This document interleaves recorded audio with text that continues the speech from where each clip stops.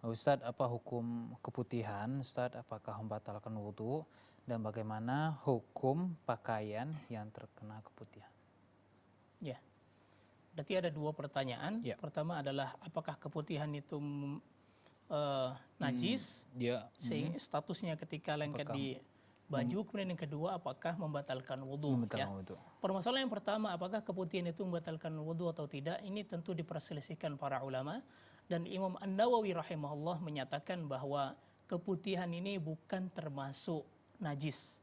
Dia dihukumi sebagai perkara yang suci.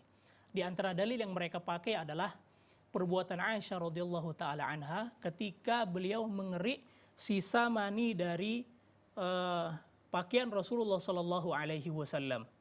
Memang ini mani dari Rasulullah sallallahu alaihi wasallam, tetapi tentu saja mani yang kering tersebut sudah bercampur dengan cairan yang keluar juga dari kemaluan wanita, ya.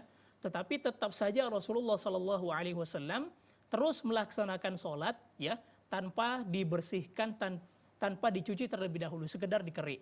Di sini menunjukkan bahwa hal tersebut tidak termasuk dari najis. Makanya Imam Nawawi tadi mengatakan bahwa keputihan tidak termasuk dari najis. Kemudian apabila keputihan itu keluar, apakah wudhunya itu batal?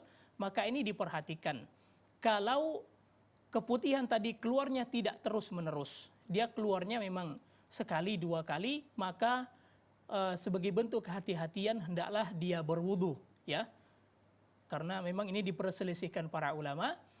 Tetapi kalau dia keluarnya terus-menerus, sebagaimana halnya wanita istihadah, yaitu wanita yang mengalami penyakit sehingga keluar darah terus-menerus, para ulama menyatakan wanita yang mengalami istihadah, maka dia harus tetap sholat. Karena dia bukan darah haid, bukan darah nifas, tapi darah penyakit. Dia harus tetap sholat sebagaimana hal biasanya, tetapi kewajiban dia untuk berwudu yaitu setiap kali sholat dia harus berwudu. Itu wanita istihadah. Begitu pula wanita yang mengalami keputihan yang parah, setiap kali keluar keputihannya, maka dibersihkan, kemudian memakai pembalut dan sholat berwudu sebelum dia melaksanakan sholat. Wallahu ta'ala alam.